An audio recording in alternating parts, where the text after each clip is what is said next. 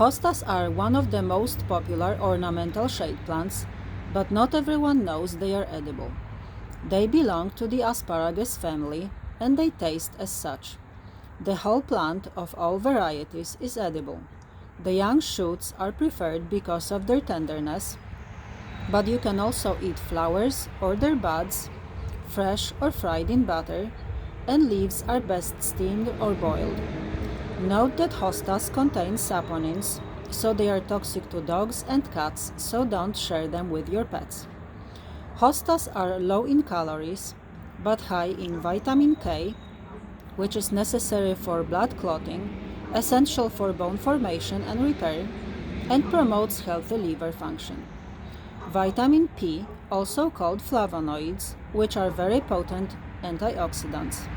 They protect the body from damage to cells, preventing heart disease and cancer. They are also high in calcium, magnesium, and zinc. Don't worry about killing your hosta by harvesting the shoots.